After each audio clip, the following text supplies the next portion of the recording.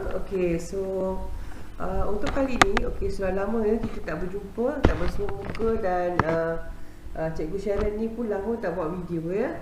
Okey, so untuk hari ini, okey, saya akan kongsikan satu perkara yang saya telah cuba buat, iaitu kita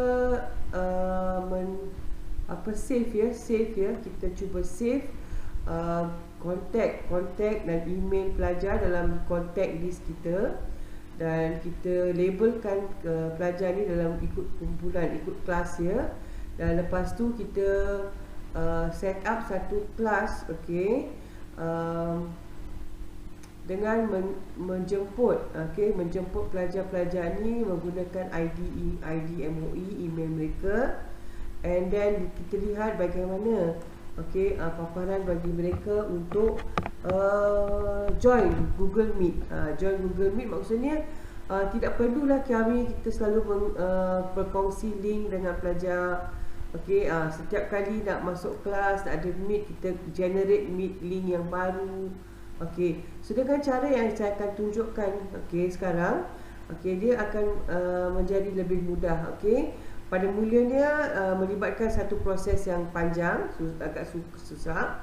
Tetapi setelah kita dah set up semua ni, dia akan menampakkan satu aliran proses ya, macam untuk mengadakan kelas melalui Google Meet secara mudah. Mula-mula sekali kita masuk ke Google Contacts. Kita tekan di sini Google Contacts. Dan kita masuk ke Google Contacts. Kalau boleh perhatikan di sini, ini kalau nampak sebelah kiri ya, ialah kelas-kelas yang saya telah masukkan ke dalam konteks saya. Kelas yang saya telah masukkan ke dalam konteks. And then di sini, bagaimanakah saya boleh berbuat demikian? Bagaimana saya boleh berbuat demikian? Iaitu memasukkan sebilangan pelajar, ataupun satu kelas dalam kontak list saya. And saya dapat labelkan dia sebagai nama kelas. Bagaimana cara buat dia? Kita lihat di sini. Semula-mula sekali, sebelum kita nak boleh import lah. Biasa kalau kita nak import, kalau kita lihat sini, kita perlukan kontak ni dalam CSV. Apa CSV itu?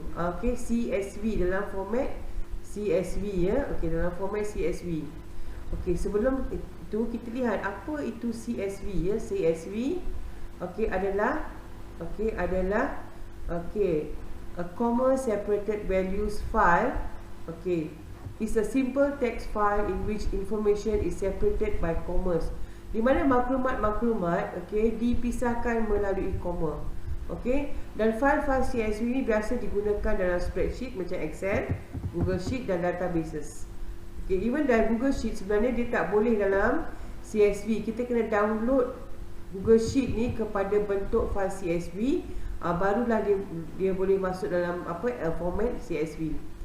You can use a CSV file to move data between programs that aren't ordinarily able to exchange data. Maksudnya kita boleh gunakan CSV file ni untuk bergerakkan data, memindahkan data di antara program-program yang tak sama, berbeza. So inilah gunanya file CSV. Kita dapat memindahkan data-data daripada dua ataupun program-program yang berbeza. Seterusnya, di sini kita lihat, saya nak tunjukkan bagaimana kita dapat mengambil data daripada ID pelajar ya, ID pelajar. Di sini saya nak import lah, import import data. Import data. Ini adalah ID D5 yang saya biasa kita peroleh daripada sekolah ya. Contoh di sini saya nak ambil pelajar tingkatan 4 lah, contoh tingkatan 4. Saya nak ID mereka, saya hanya perlu copy saja ya. Kita ambil data yang diperlukan saja. Kalau kita lihat sini, contohnya 4 UKM lah. 4 UKM, saya ambil data pelajar. Data yang diperlukan hanya nama dengan email saja. Nama dengan email. Kita enable dating. Okey. Kalau macam ni kita ambil nama dengan email. Okey. Okey. Lepas tu copy dan kita masukkan ke dalam sheet yang baru. Kita masukkan ke dalam sheet yang baru. Kita paste. Okey, paste. Okey. Okey, lepas tu kita save file ni. Okey, tadi ialah 4 UKM kan. Okey, file kita save as. Okey, save dalam device. Kita save dalam device dulu. Okey, ini 4 UKM. Okey, lepas tu saya save ni sebagai CSV MS-DOS. Kalau kita nak guna Apple ialah Macintosh.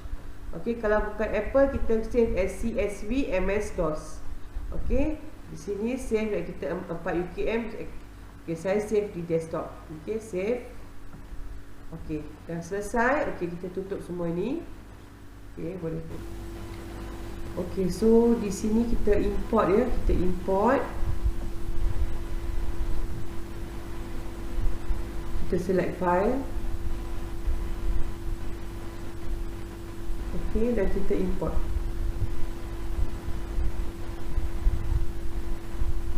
Okey, dah nampak ya, dah nampak dia dah import ya. Ini yang telah kita import pada ini. Okey, setelah nampak ya butang di sini. Okey, yang macam kita dah import. Okey, ini ialah list import kita. Baru kita boleh tukar label dia. Kita boleh tukar label. Setelah kita import, kita tukar label. Kita tukar label, kita boleh namakan ni sebagai 4 UKM dan kita tekan save. Okey. So tadi yang baru kita import ni kita akan cari di 4 UKM. Okey, kalau nampak macam ni kan. Okey, semua nampak, nama pun Gmail, email pun Gmail. Okey, kalau rajin lah, kalau cikgu rajin ya, apa yang cikgu boleh buat, cikgu tekan saja butang kat sini, tekan je kat nama.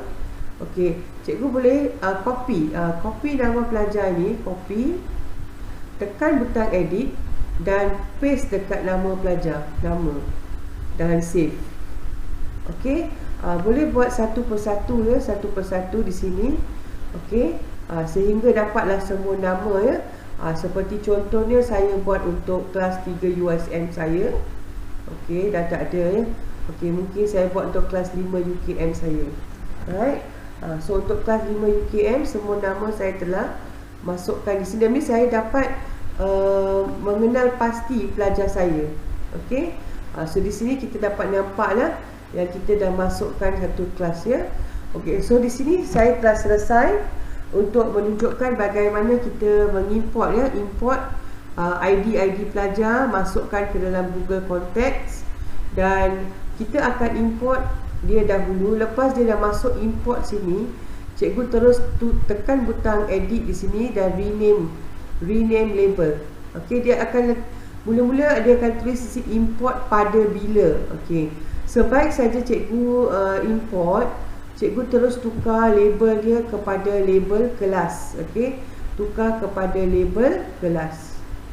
Nanti USM ni tak ada. Okey, kepada label kelas. Okey, so macam ni cikgu akan dapatlah setiap kelas dia. Okey, 3 UIM ini pelajar dia, 4 UKM ini pelajar dia. Okey, so ini akan berguna, label-label ni akan berguna apabila cikgu set up Google Meet di Google Calendar. Okey, apabila set up Google Meet di Google Calendar. Okey, jom kita lihat bagaimana kita set up kelas ya di Google Calendar.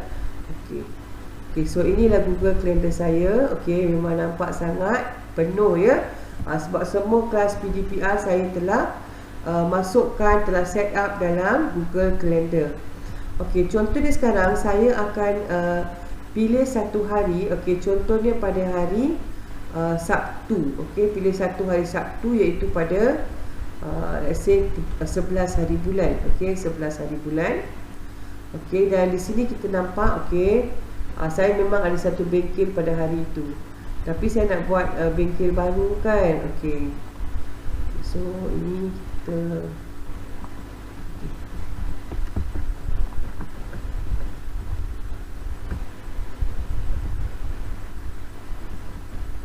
Okey, so di sini kita lihat okey, dah.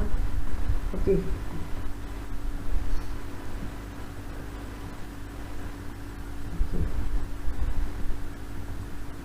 Okey. So di sini kita lihat okey pada 11 hari bulan. Okey. So kita nak buat satu event baru pada 11 hari bulan ya. Okey. Saya besarkan sedikit. Okey, biasa saya lebih suka dia besar ya. Okey, di sini. Okey.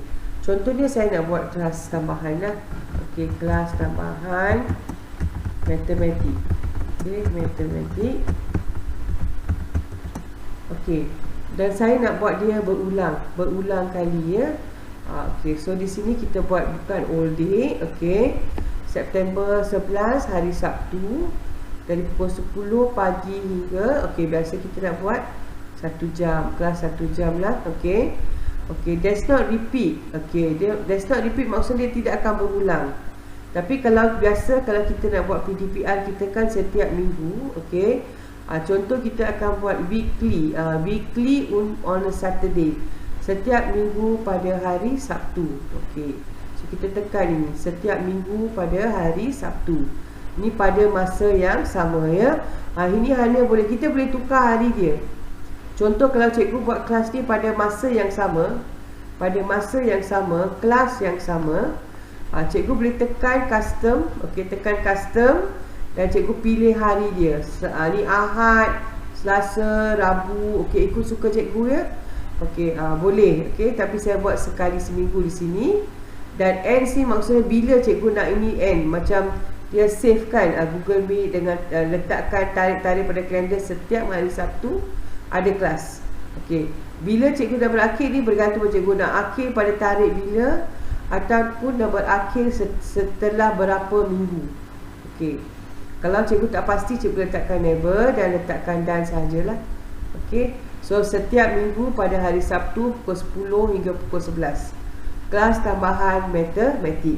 Okey, so di sini kita add lah Google Meet. Okey, Google Meet conference. Kita join dengan Google Meet. Okey, so ada link kat sini kan. Okey, so notification kita bagi notification daripada phone ya 10 minit. Dari sini kita boleh add notification untuk email. Lebih orang hantar email. Okey, biasa saya buat dengan student saya hantar email 1 jam sebelum kelas. Okey, so yang di sini tak payah kita kacau. Okey, di sini yang penting ni di sini sekarang ya, untuk memudahkan pelajar masuk Meet. Okey. Okey, contoh dia di sini saya buat kelas tambahan dengan pelajar 3 ataupun 4 UM. Contoh ya, 4 UM. Okey. So saya nampak tak, saya klik saja 4 UM. Okey, saya klik saja. Okey, dia akan terus masukkan semua pelajar 4 UM saya. Okey, akan masuk semua pelajar 4 UM. Okey. So that means dah masuk lah. Okey. Satu kelas dah masuk sebagai guest saya untuk kelas tambahan. Okey, setelah itu, okey, yang di bawah ni kita jangan kacau. Setelah itu, kita akan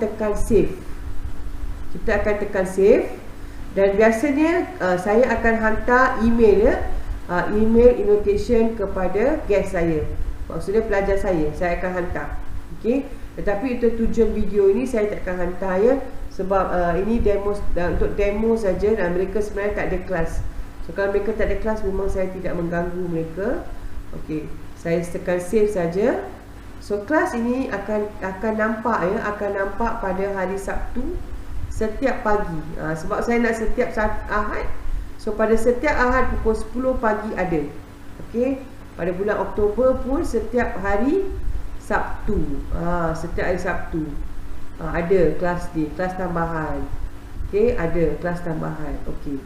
So ini dari segi kita set up Google Calendar.